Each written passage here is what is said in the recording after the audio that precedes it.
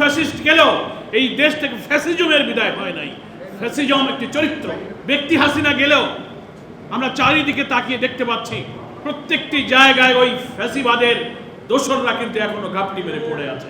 সামনের নির্বাচন নিয়ে জনগণের আকাঙ্ক্ষাকে কি করে ধুলায় মিশিয়ে দেওয়া যায় তার চক্রান্ত এখনো কিন্তু বিদ্যমান। পয়লা কথা হলো যে জুলাই ছাত্র গণ অভ্যুত্থানের বার্ষিকী আমরা পালন করছি, এটা কেন হয়েছিল? সবাই আমরা বক্তব্যে বলি এটা ছিল গণ আকাঙ্ক্ষার প্রতিফলন। 17-18 বছরে বাংলাদেশের কোটি কোটি মানুষ যে নির্যাতন, নিষ্পেষণ, লুটপাট, অর্থ পাচার, গ্রেফতার, রাজনৈতিক, সামাজিক, মানবিক ভোটাধিকার হরণ করে গোটা জাতিকে ফ্যাসিজমের জাতাকলে পিষ্ট করা হয়েছিল। ক্রস ফায়ার, রিমান্ড, আয়নাঘর, বছরের পর বছর কারাবরণ, হাজার হাজার লক্ষ লক্ষ কর্মীদের গ্রেফতার এবং সমস্ত রাজনৈতিক, মানবিক অধিকার, সাংবিধানিক অধিকার সব খর্ব করা হয়েছে। ফলে 17-18 বছরের এই ইতিহাসের একটি কালো যুগে নির্যাতিত বাংলার মানুষ যখন ক্ষুব্ধ হয়ে উঠলো, বিক্ষুব্ধ হয়ে উঠলো, এটা তারই একটা আউটবাস্ট, একটা গণবিস্ফোরণ যেমন ছিল, তেমনি এর মধ্যে লুকানো ছিল অন্তর্নিহিতভাবে একটি নতুন বাংলাদেশ বিনির্মাণের স্বপ্ন।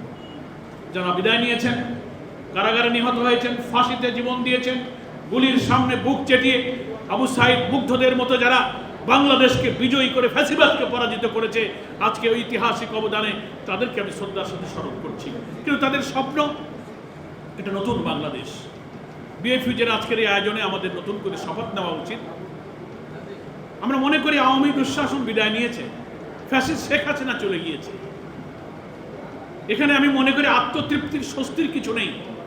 ব্যক্তি হাসিনা গেলেও আমরা চারিদিকে তাকিয়ে দেখতে পাচ্ছি প্রশাসনের রন্দে রন্দে, আপনি জুডিশিয়ারি বলবেন, সিভিল অ্যাডমিনিস্ট্রেশন বলবেন, পুলিশ বলবেন, সাংবিধানিক প্রতিষ্ঠানগুলো বলবেন, প্রত্যেকটি জায়গায় ওই ফ্যাসিবাদের দোসররা কিন্তু এখনো ঘাপটি মেরে পড়ে আছে।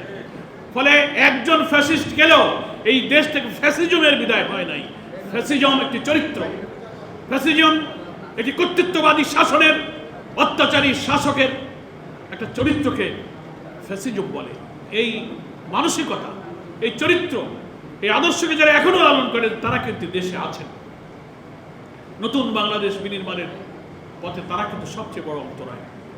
আমরা যে গণ আকাঙ্ক্ষার প্রতিফলন দেখেছিলাম, এমন একটি বাংলাদেশ হবে যেখানে ক্ষুধা, দারিদ্র, শিক্ষা, চিকিৎসা, বাসস্থান, অন্নহীন, বস্ত্রহীন, নিরন্ন মানুষের কান্না, বস্ত্রহীনের আকুতি থাকবে না, এমন একটা মানবিক, সমৃদ্ধ, ইনসাফপূর্ণ একটা বাংলাদেশ আমরা চেয়েছিলাম। সেটা হতে গেলে জুলাই অভ্যুত্থানের পরে আমরা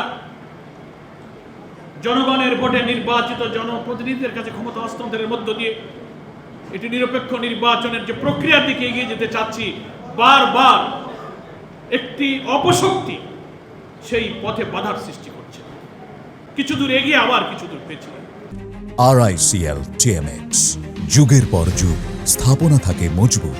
আমরা মনে করি আওয়ামী লীগ তো নেই, দুঃশাসন তো বেঁধে দিয়েছে। নো, আমরা তো তাকিয়ে দেখতে পাই আমাদের সামনে কিন্তু এখনো দেখতে পাচ্ছি ফ্যাসিবাদী রাষ্ট্র কাঠামো বিরাজমান। রাষ্ট্রযন্ত্রের সর্বত্র ফ্যাসিবাদের প্রতাপ্তারা আছে। দিল্লির আধিপত্যবাদের কালো থাবা এখনো চতুর্দিক থেকে চেয়ে বসছে। ব্যবসা, বাণিজ্য, রাজনীতি, আন্তর্জাতিক নীতি, কূটনীতি, ইভেন সামনের নির্বাচন নিয়ে জনগণের আকাঙ্ক্ষাকে কি করে ধুলায় মিশিয়ে দেওয়া যায় তার চক্রান্ত এখনো কিন্তু বিদ্যমান। পরাশক্তির আমাদের দেশে নির্বাচন আর সরকার পরিবর্তনের সময় আসলে পরাশক্তি যে খেলা হয়, সে খেলাও আমরা এখন দেখতে পাচ্ছি।